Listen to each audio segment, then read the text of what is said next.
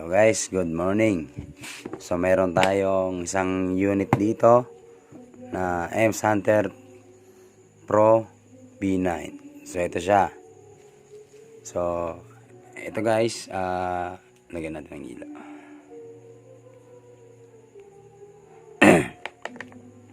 So ganito ang pag-assemble niyan. Daling. Ano mga kulit na.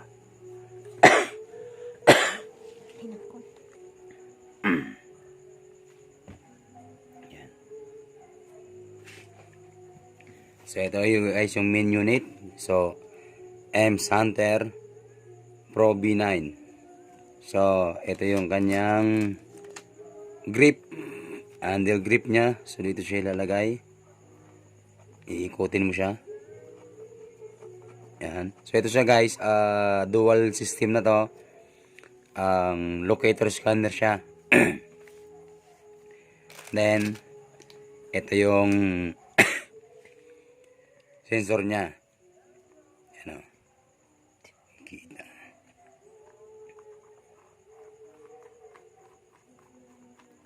Yan. And then yung dalawang antena para sa long range. Itong sensor naman para sa scanning. Sa 3D scanner. Ionic na yan. Ngayon, ito yung, nandito guys yung files niya. Nandito yung dalawang software niya dito. Then, itong on natin. Yan. On natin. Yan mo. Yan. Makikita nyo guys,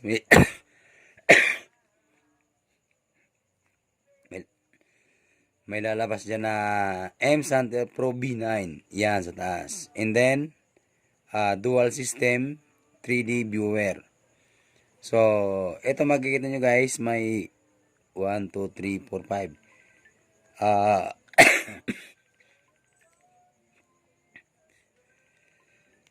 May 5 detection para sa long range locator. Ito, isa na yung gold 24 karat, silver, down lang tayo, diamond, tunnel, bam. Sunod kung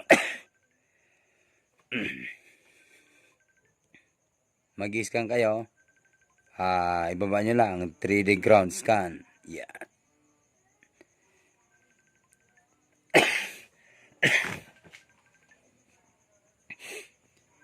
And then up, gold. Ngayon, enter nyo lang. Yan. Range 500 meter. Yan. 5,000 megahertz. Depthness niya is 100 meter. So, yan siya guys. So, ito naman ito para to sa ang scanning. Yan. Switch on. Tapos ito, yung charger niya. So, yan. Igaganyan niyo siya. Yan. Tapos, so, hanapin na niya yung treasure. Kasi ito sa gold. Halimbawa, ganito siya guys. Dapat naka 45 degree. Yan. Yan.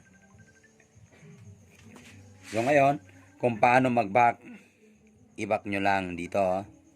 Back. Yan. Hanap naman tayo ng silver. So down lang tayo. Yan. Silver. Enter. So, yan. Ayan o, range 500 meter sa range niya, tapos ang deepness niya 1,000 100. So, yan siya guys, target, scan, silver. Ayan o, kita nyo. Then, back ulit natin, diamond, up, down, tunnel, and then ang enter. Yan. Makikita nyo guys, ito yan, para sa mga nagtatanong, 500 range ang range niya. Tapos, ang deepness niya is 100 meter.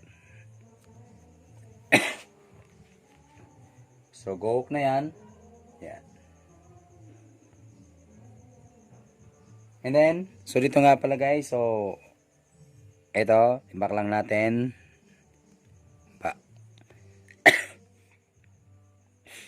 Halimbawa, sa 3D scanner. So, madali lang ang pag-setup niyan. Baba, down. Enter. Yan. Walk scan. Yan. So, lupat yung ano natin, yung laptop natin. So, dito lang muna tayo. So, back.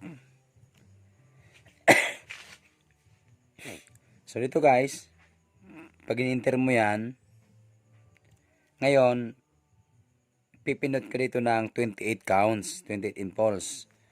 Pinot na, 28. Yan. Ito, hindi mo na siya kailangan kasi pang long range yan. Yan, 28 counts.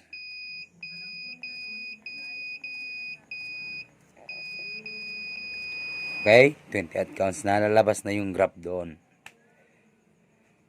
So ito, demo lang muna dito. Sa sunod na vlog natin, video, papakita ko sa inyo kung paano mag-set up. So ito guys, pag hindi nyo gagamitin, off nyo lang yan. Yan. Off. So, dito, pag mag-scan tayo, ang iba kasi ganyan yung scan nila. Ganito. Ganito yung scan nila. Yan. Ganyan. Pwede rin nito.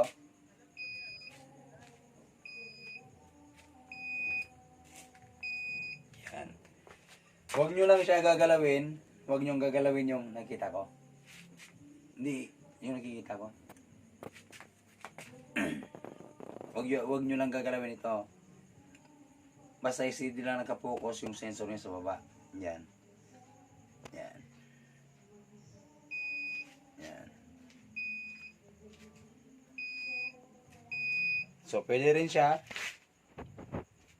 lab scan dito sa huling dito.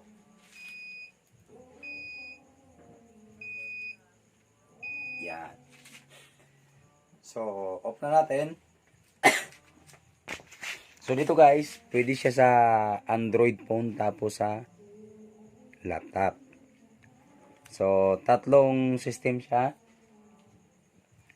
Yung sa laptop, yung software na yon, yung visualizer tapos DRS. Yung isa naman, yung sa Android phone, yung EasyWay, Gear Detect tapos Titan Gear. So yan guys, malalaman nyo yan. So ito yung laman ng USB niyan. So isasaset nyo lang cellphone nyo, install, yun na yun. So, kung paano natin to alisin, dito lang siya guys.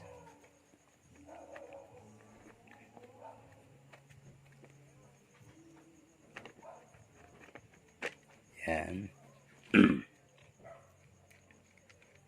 Then, so pwede rin kayo mag-scan agad.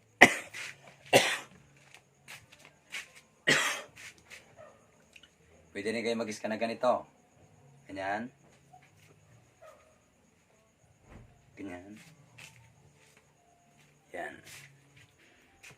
Pwede rin ganito. Yan. So, yun lang guys. Thank you. Alam mo na.